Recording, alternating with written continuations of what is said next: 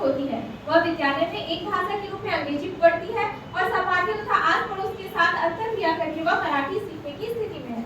इस तथ्य से आपकी क्या समझ बन रही है? याद रखिए भाषा दो तरह से सीखा जाता है, पहला है अधिगम, दूसरा है अर्जन।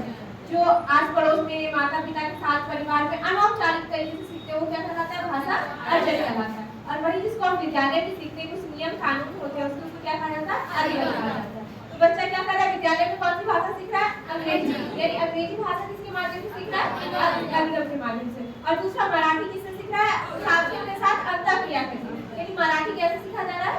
अर्जन करके। तीसरा नंबर ऑप्शन हो जाएगा, अंग्रेजी भाषा का सीखना भाषा अधिगम है और मराठी भाषा का सीखना भाषा अर्जन है।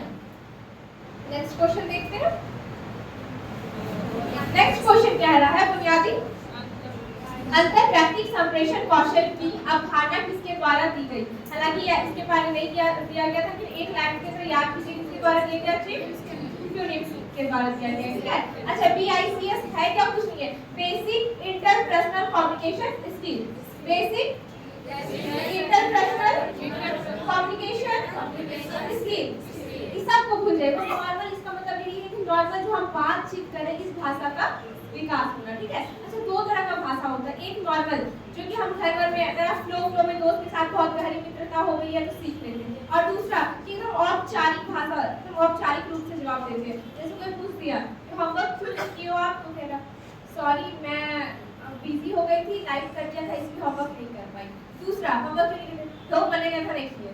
ये दोनों भाषा क्या होता है? थोड़ा अलग हो जाता है, ठीक है। तो basic communication, basic interpersonal communication skill क्या है? नॉर्मल बातचीत करने की भाषा हो जाएगी, नॉर्मल बातचीत करने की कौशल हो जाएगी। ये किसके द्वारा दिया गया? अच्छा, BICS अच्छा है। BICS अच्छा है, क्यों अच्छा है? कि बच्चे को क्या करना चाहिए? ऐसे भाषा में अगर बात करें तो वो आसानी से अपना अनुभव क्या करेंगे, आपको साझा कर पाएंगे, ठीक है। एक आता है यहीं पर CALP। क्या है? CALP। इसका फुल फॉर्म क्या था? Cognitive acquisition of learning academic language proficiency, ठीक है। दोनों का फुल फॉर्म याद कर लीजिए, थोड़ा सा हो सकता है कभी दिन खराब हो तो पूछ ले। इसमें क्या था? Basic interpersonal communication skill. इसका कॉग्निटिव एकेडमिक लर्निंग प्रोफिशिएंसी कौन दिया था? ये जिम क्यूबिक्स ने दिया था। नेक्स्ट देखिए, अपने विद्यार्थियों को कहानी सुनाने के बाद रोजी उन्हें फ्लैश कार्ड देती है। वह विद्यार्थियों से कहती है कि उन्हें कहानी के क्रम में व्यवस्थित करें। रोजी उनके किस कौशल का आकलन कर रही है? क्या बोले सत्यम जी? चौथा। 4 नंबर गलत हो गया। देखिए क्या कर रही है? अपने विद्यार्थियों को कहानी सुनाने के बाद रोजी को उन्हें फ्लैश कार्ड देती है। अरे कुछ नहीं होता, जैसे होता है ना, मान लीजिए ये फ्लैश कार्ड है, इसमें A फॉर एप्पल का फोटो बना हुआ है, एप्पल का फोटो बना, ये B फॉर यहाँ पे बॉल का फोटो बना हुआ, और उसको क्या कह रही है?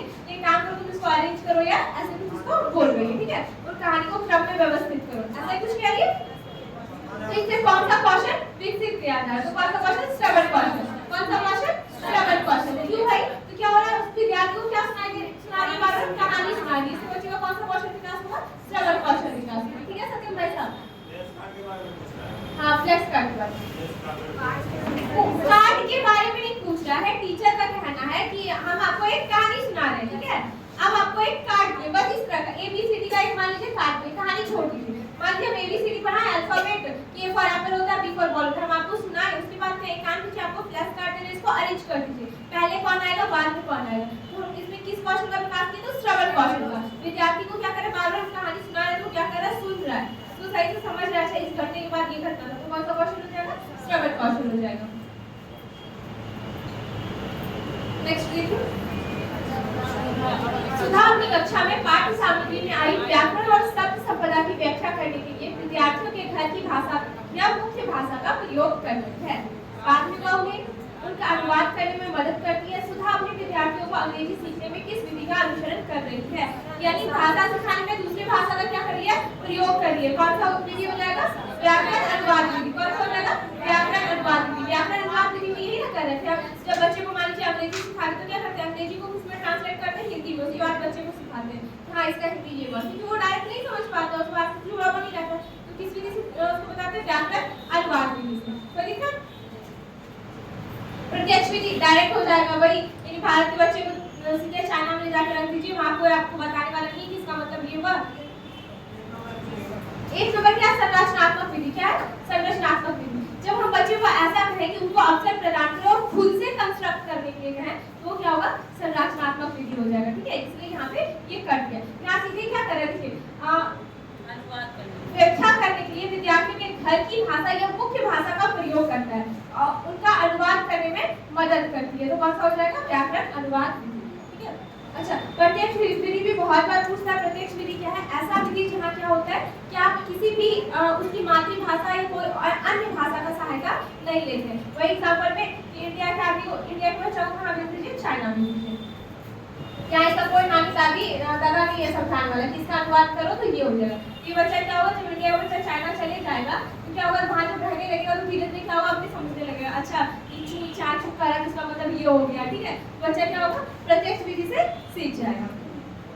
यानी यहीं पे आप क्वेश्चन आता है कि बच्चा बिना किसी मातृभाषा या अन्य भाषा में अनुवाद किए बिना भाषा सीख जा रहा है तो कौन सा विधि हो जाएगा, प्रत्यक्ष विधि हो जाता है। अच्छा, बच्चा को भाषा कैसे व्याकरण कैसे सिखाना चाहिए, संदर्भ के साथ जोड़कर, ठीक है। कौन सा विधि अपनाना चाहिए, आगमन विधि। यदि बच्चे को संज्ञा सिखा रहे तो पहले उदाहरण दीजिए, अच्छा उसका नाम देख रहा है राम, उसका नाम देख रहा है श्याम, उसका नाम देख रहा है ललिता, तब बना चाहिए। जितना का नाम बोले ये नाम क्या होता है, संज्ञा होता है। तो कैसे सिखाना चाहिए बच्चे को, संदर्भ के साथ जोड़कर और आगमन विधि से। नेक्स्ट विधि निपुण का तात्पर्य है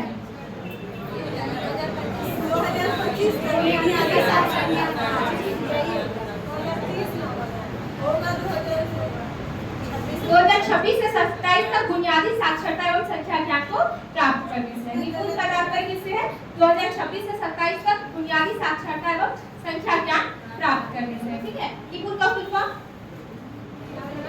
निपुण का फुल फॉर्म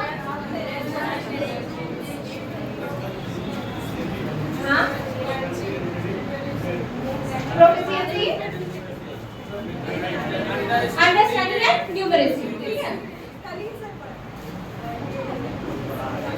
अच्छा, ये थोड़ा जीवन पर काम देता है। आपको लग रहा होगा कि ये काम देगा, ऐसा नहीं है। आप जब नॉर्मल के कंपटीशन वगैरह तैयारी कीजिएगा ना, वहाँ भी जब निपुण आया होगा तो पूछ लिया होगा कि निपुण को फुल फॉर्म क्या होता है। कहते वहाँ एग्जाम देंगे हम केंद्रीय विद्यालय का इंटरव्यू देंगे, इस सबको उठा करके फुल फॉर्म पूछ देता है, ये निपुण क्यों है। अच्छा, आप एक क्वेश्चन का आंसर ढूंढ रहे हो और नहीं मिला है, वो ये था कि 5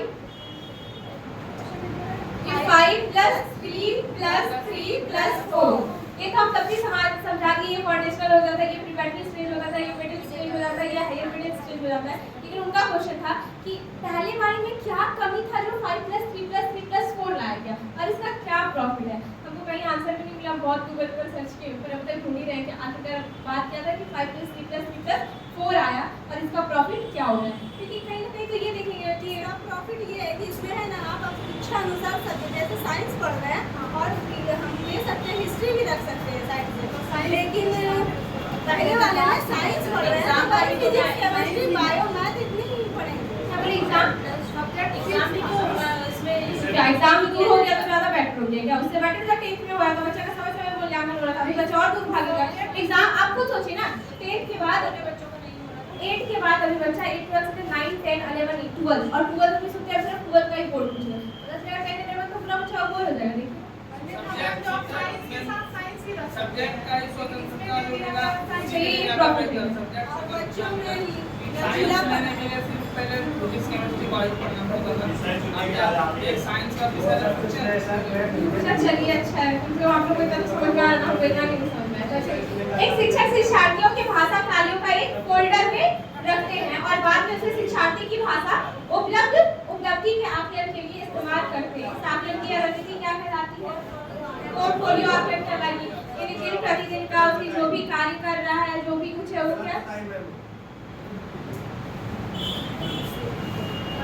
जो भी चीज कर रहा है वो किसके अंदर है, रखते हैं ना पोर्टफोलियो के अंदर। निदानात्मक परीक्षण वाला कोई बात बोल रहा है, वो भयानात्मक अभी लेकर हम लेंगे, बट कब जब पोर्टफोलियो दिख रहा है तो कभी उसको नहीं लेना, ठीक है। क्योंकि उससे भी बड़ा वाला भाई कौन है, पोर्टफोलियो है, ठीक है। उसका आंसर क्या हो जाएगा, पोर्टफोलियो।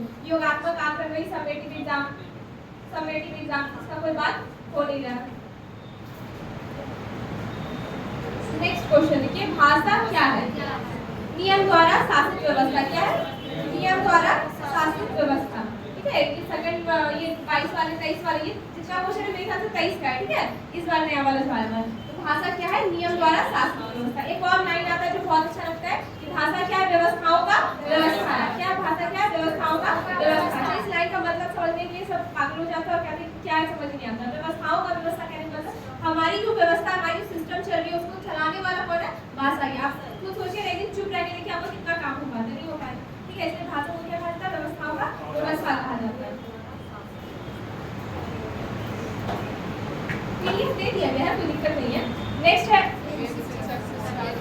एक शिक्षक शिक्षार्थियों के मौखिक अभिव्यक्ति के विकास के समय उनसे कहते हैं कि हमें बोलते समय कुछ महत्वपूर्ण कारक रखने चाहिए। जब हम किसी से बोलते हैं तो हमारे शब्द के चयन को प्रभावित करने वाले कारक हैं। कौन कौन से? संदर्भ है, वातावरण है, या व्यक्ति जिसमें हम बोल रहे हैं, या अभिप्रेरणा। अच्छा, चारों एक साथ तो लिया नहीं, कहीं सबको लग रहा होगा चारों है। एक और दो चार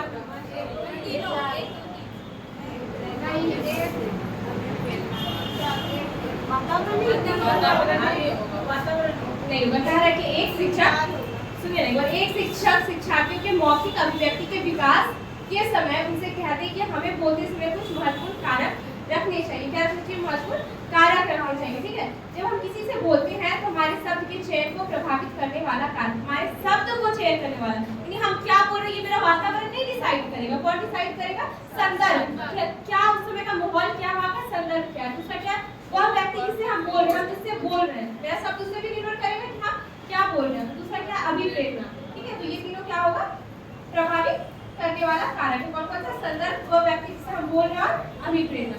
ठीक है, यही छोटा छोटा चीज है। एक बार दिख जाता है तो नेक्स्ट क्वेश्चन आप बनाइए और थोड़ा ध्यान दे दीजिएगा कि ऐसा भी कुछ होगा। नेक्स्ट एक शिक्षक कक्षा 5 के शिक्षार्थी को पढ़ाने का आनंद लेने और अवधारणा की बेहतर समझ प्राप्त करने के लिए लंबा लेख पढ़ने के लिए कहता है। वे डैश का अभ्यास कर रही है। कौन सा अभ्यास कर रही है? कौन सा? यानी आनंद लेने के जगह ये रहता कि कुछ आपको विशेष जानकारी प्राप्त करना है तो कौन सा होता? गहन पठन होता। जिक्सॉ पठन क्या है? जब पजल के द्वारा बच्चे को पढ़ा रहे हैं तो क्या हो जाएगा? जिक्सॉ पठन। जिक्सॉ पठन में जब पजल के द्वारा पढ़ाते हैं, साथी पठन जो अपने साथी के साथ बैठ के पढ़ रहे हैं, तो इसका आंसर क्या हो जाएगा? विस्तृत पठन हो जाएगा। ठीक है, अच्छा, ये दो तरह का पठन लोग पढ़े, एक को क्या पढ़े? मौन पठन और एक को सस्वर, ये ना बोलते हैं। अच्छा, ये सस्वर भी दो तरह का होता है। ठीक है, ये 23 वाले में पूछ दिया। एक होता है आदर्श वाचन, एक होता है अनुकरण वाचन। एक होता है आदर्श वाचन, एक होता है अनुकरण वाचन। ये आदर्श वाचन जो है ये टीचर करता है। कौन करता है? टीचर करता है। और अनुकरण वाचन जो ये कौन कर रहा है? शिक्षार्थी करेंगे, विद्यार्थी करेंगे। ठीक है, आदर्श वाचन और अनुकरण वाचन। आदर्श वाचन किसके द्वारा किया जाएगा? और अनुकरण वाचन किसके द्वारा? अब देखिए, अनुकरण वाचन दोनों तरीके से हो सकता है। एक अकेला विद्यार्थी भी कर सकता है और समूह भी कर सकता है। अभी आप लोग एक साथ बोल रहे हो, ये क्या हो जाएगा? समूह भी कर रहे हैं। और अकेला कोई व्यक्ति बोल रहा है तो क्या हो जाएगा? व्यक्तिगत तरीके से वो करना है।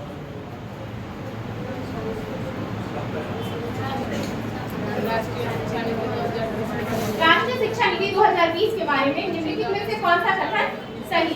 पहला कह रहा है बच्चों द्वारा सीखी जा रही 3 भाषाओं में से कम 2 भाषाएं भारत की होनी चाहिए।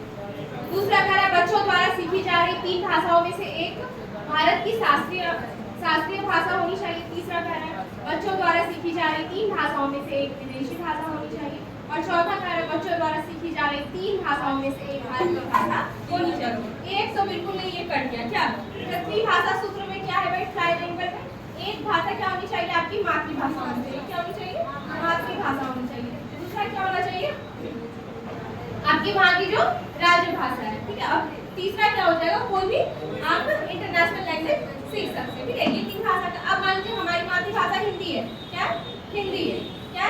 हिंदी है। अब तमिल साइड चल रही है, तो लोग का तेलुगु हो जाएगा मातृभाषा, तो हिंदी को सकता है सेकंड लैंग्वेज के रूप में सीखे या थर्ड लैंग्वेज के रूप में सीखे। ठीक है, अच्छा, ये सब के बाद तीसरा बात ये भी कह दिया है एनईपी 2020 आप किसी को जबरन 3 भाषा नहीं सिखा सकते। इसमें क्या होना चाहिए?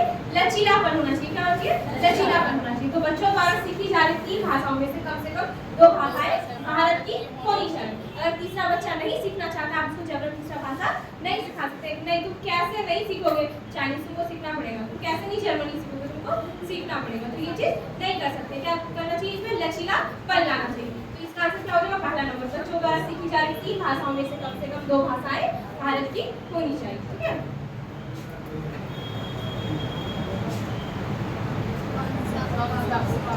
कौन सा उपागम शिक्षक को कक्षा में अन्य भाषाओं की सराहना करने और अवधारणाओं को समझने हेतु शिक्षार्थियों के लिए एक सेतु उपलब्ध कराता है तथा उनकी घर की भाषा एवं विद्यालय की अनुदेशन की भाषा के बीच एक निकट सूत्र का विकास करता है। बहुभाषिक उपागम क्या हो जाएगा, बहुभाषिक उपागम। चलिए बताइए,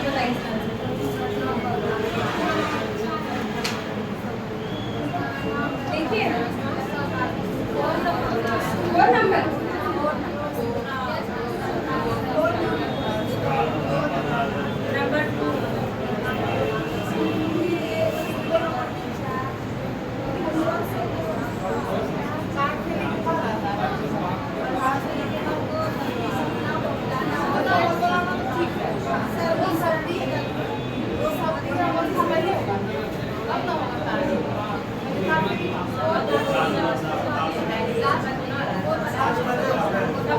क्या बोले,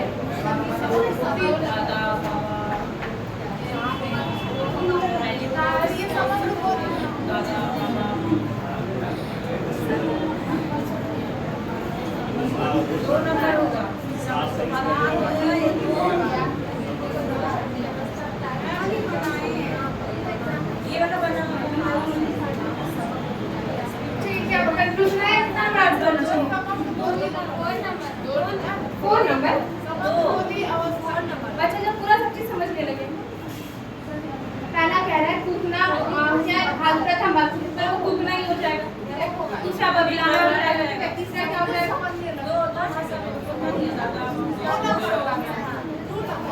दो सबकी भाषा 4 नंबर 2 नंबर हो जाएगा। और उसके बाद तीसरा क्या है, ताक सीख वाक, यानी 1 या 2 वर्ड वाला वर्ड बोले गए, जैसे मम्मा खाना, घर चल, मतलब पूरा लाइन नहीं बोले कि हमको घर जाना है, घर चल, मतलब ऐसा जो 1 या 2 शब्द वाला जो भाषा बोलते हैं, इसमें क्या बोलते हैं, कार वाली भाषा या कार शैली बात, इसी को इंग्लिश में कहते हैं टेलीग्राफिक स्पीच। ठीक है, उसके बाद क्या होगा, समग्र बोध अवस्था है, एक बच्चा क्या होगा, सारा चीज समझने लगेगा। इसका 2 नंबर है, 2 नंबर नहीं होगा, 2 नंबर कैसे होगा, जैसे कि समग्र पहले पूर्ण होगा, फिर बबिलाना, समग्र अवस्था जो है वो एक भाषा होगा, समग्र भाषा, समग्र बोधित अवस्था जो है वो एक अवस्था होगी। क्या आएगा, समग्र बोधि अवस्था आएगा, फिर 2 शब्दी अवस्था आएगा और 4 शैली वाक आएगा। तो जिसको दिक्कत है हम समझ सकते हैं, अभी भी दिक्कत हो रहा होगा तो थोड़ा और हमको पहले सोच के लीजिएगा तब हम समझा सकते हैं। फिलहाल अब इतना याद रखिएगा, सबसे पहले क्या आएगा, कूकना, बबिलाना, इतना दिन 10 मिनट चर्चा की याद है।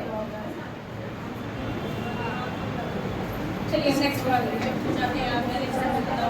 शिक्षार्थी अपनी बुनियादी पठन कुशलता का निर्माण कर सके, इसके लिए एक शिक्षक द्वारा डैश शिक्षार्थियों को मदद करने की जरूरत है। प्रैक्टिकल और विभेदित अनुदेशन के साथ दूसरा कक्षा विशेष के सीखने के प्रतिफल को प्राप्त करने के लिए उन्हें मानक परीक्षण देने के माध्यम से नहीं, वैविध्यपूर्ण तकनीकी का प्रयोग करते हुए, तीसरा चौथा क्या, पठन से पूर्व नवीन और चुनौतियों शब्दावली के साथ, ये भी याद रखना क्या होगा, क्योंकि क्या करना चाहिए, वैविध्यपूर्ण तकनीक का क्या करेंगे, प्रयोग करेंगे। ठीक है, चलिए देखिए, सभी बच्चे अपनी विद्यालयी शिक्षा अपनी मातृभाषा में आरंभ करते हैं और आगे जाकर कम से कम 2 और भाषाएं पढ़ते हैं। इसे क्या कहा जाएगा, मातृभाषा पर आधारित बहुभाषावाद। क्या कहा जाएगा, मातृभाषा पर आधारित बहुभाषावाद। अगर लिखा जाता कम से कम 2 भाषा और भाषाएं, कम से कम 2 और भाषाएं पढ़ते हैं, इसलिए क्या लिखे, कम से कम, तो ये क्या हो जाएगा, बहुभाषावाद। केवल 2 पढ़ता भाषावाद हो जाता है। ठीक है, अगर केवल 3 पढ़ता तो क्या होता है, त्रिभाषा सूत्र हो जाता है। तो ये क्या है, मातृभाषा आधारित बहुभाषावाद है। ठीक है,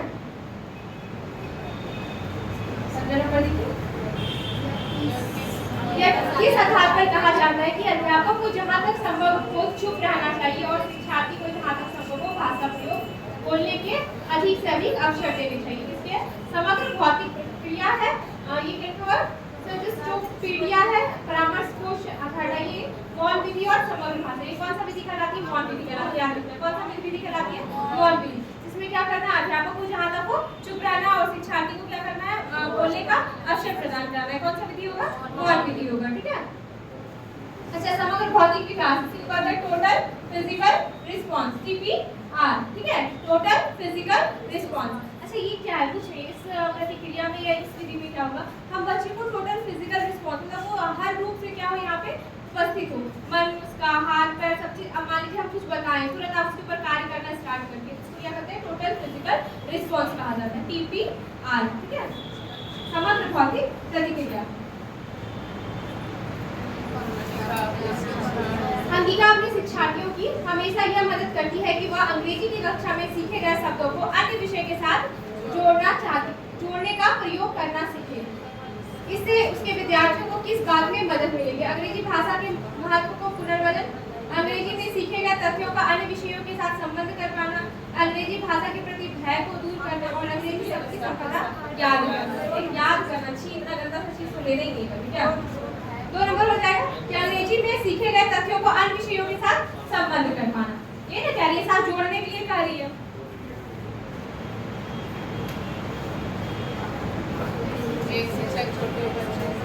एक शिक्षक छोटे बच्चों को नए शब्द सिखाने के लिए वास्तविक वस्तुओं का उपयोग करती है। क्यों करती है?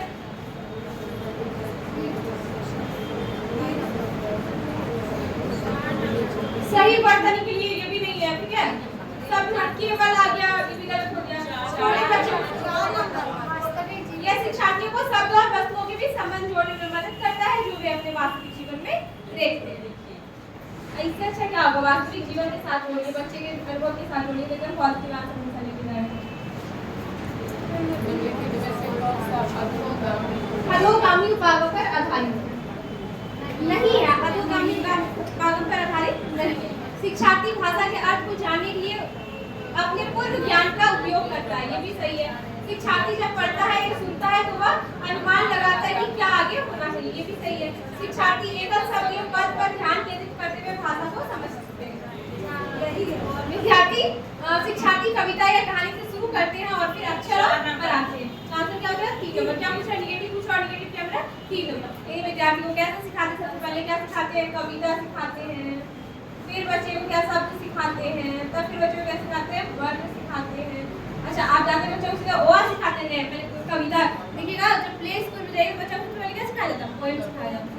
पोएम का एक तो शब्द सिखाया जाता है कि अ से अनार, आम, तब कहेगा बच्चा देखो अ है ये, इसको कहते हैं क, इसको कहते हैं ख। तो पहले क्या सिखाया जाता है बच्चों को? कविता सिखाया जाता है, फिर जाके शब्द फिर वर्ण पे आते हैं। इसलिए कारण शिक्षार्थी एकल शब्द या पद पर ध्यान केंद्रित करते हुए भाषा सीखता है। तो एकल शब्द और पद पर ध्यान केंद्रित करते हुए भाषा नहीं सीखता है। आंसर इसका हो जाएगा C नंबर, क्योंकि क्या पूछ रहा है? निगेटिव पूछ रहा है। ठीक है, इसका क्या नहीं है? सीखने की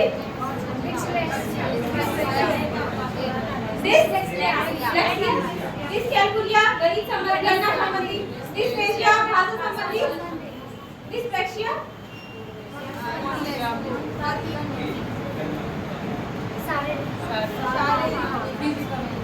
ठीक है, हो गया। डिसलेक्सिया ये भाषा संबंधी, डिसकैलकुलिया गणना संबंधी, डिस्पेशिया भाषा संबंधी और डिस्पेशिया शारीरिक गतिविधियों से संबंधित। भाई ये बॉल फेंक रहे हैं, बच्चा क्या कर रहा है? क्या नहीं ले पा रहा है। क्यों भाई? क्योंकि उसका आंख और हाथ में क्या हो रहा है? सही से समन्वय नहीं हो पा रहा है। ठीक है,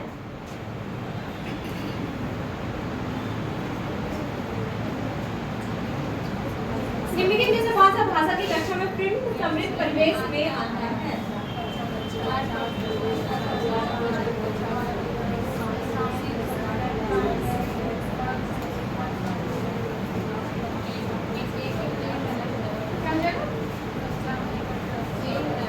ये हो जाएगा क्या है? कक्षा में प्रदर्शित चार्ट, पोस्टर कक्षा में प्रदर्शित कार्य। ये क्या हो जाएंगे? कक्षा में प्रिंट समृद्ध परिवेश, कक्षा में प्रिंट समृद्ध परिवेश में आता है। ठीक है,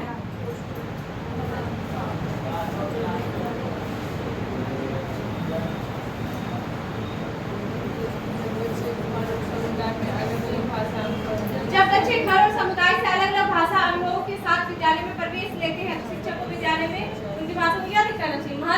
देना चाहिए। उनकी गृह भाषा की उपेक्षा करनी चाहिए। दूसरा, अनुदेश की भाषा पर ध्यान केंद्रित करना चाहिए, उनकी गृह भाषा का प्रयोग करना चाहिए। उपेक्षा नहीं, अपेक्षा करनी चाहिए। क्या करना चाहिए? अपेक्षा। तो ये गलत हो गया।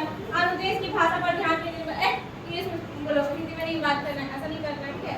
चौथा करा उनसे विद्यालय में घर की भाषा का प्रयोग नहीं, एकदम नहीं कर सकते। इंग्लिश मीडियम में एडमिशन कराओ, इंग्लिश में ही तुमको बात करो, हिंदी में बात नहीं कर सकते। ये भी क्या है? गलत है। आंसर क्या हो जाएगा? C number. नए शब्द पढ़ने के लिए अक्षरों को उनकी ध्वनियों से संयोजित करना क्या कहलाता है? ध्वनि जागरूकता। क्या कहलाता है? ध्वनि जागरूकता कहलाता है।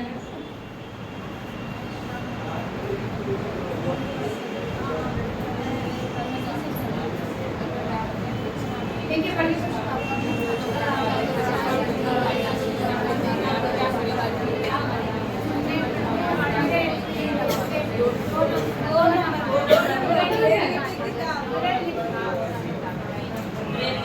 अगर आपकी कक्षा में एक शिक्षार्थी दृष्टिबाधित दिव्यांग है तो भाषा शिक्षण के रूप में आप क्या करें?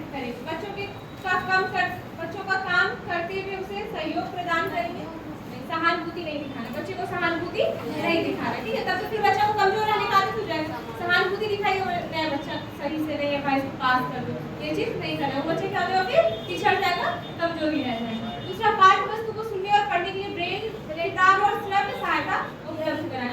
दृष्टिबाधित। तीसरा क्या कर रहा है? उसकी मदद करने के लिए समवयस्क समूह को अधिकतम अवसर देंगे। ऐसा भी कुछ नहीं है कि क्या करेंगे भाई, जो उसके फ्रेंड होगा उसको कहेंगे तुम मदद करो, ऐसा भी नहीं करना। चौथा, उसके काम को पूरा करने के लिए उसके माता पिता की जिम्मेदारी, मतलब स्कूल का भेजता है, स्कूल बच्चा को इसलिए ना भेजा जाता है कि जिम्मेदारी किसकी होती है? शिक्षक की, ठीक है। हम ये कहते हैं कि नहीं, ये बच्चा को पढ़ना लिखना जो भी किसकी जिम्मेदारी है? गार्जियन की जिम्मेदारी। ये बात सही नहीं है। वहां से क्या हो जाएगा? इसका फुल होगा, ठीक है।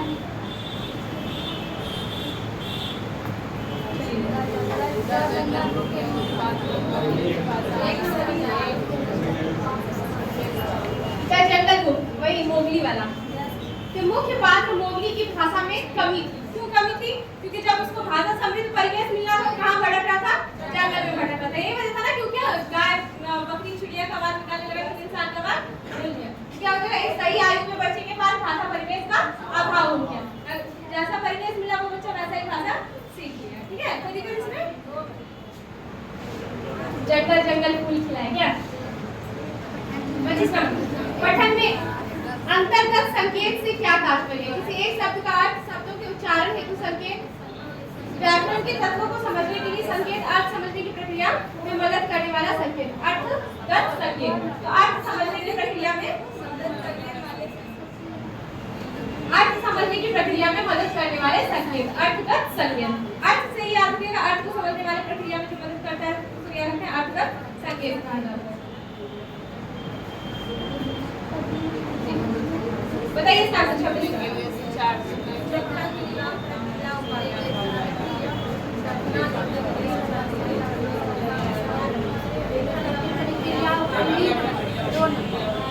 प्रक्रिया लेखन की प्रक्रिया शिक्षार्थी कई चरणों से गुजरता है, जिसमें लिखने सीखने के लिए क्या हो जाएगा? लेखन की प्रक्रिया उपागम हो जाएगा।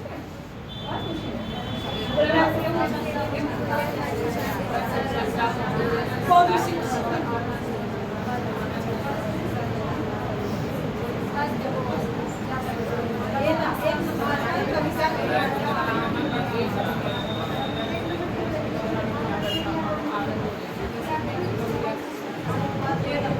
क्या हो जाएगा?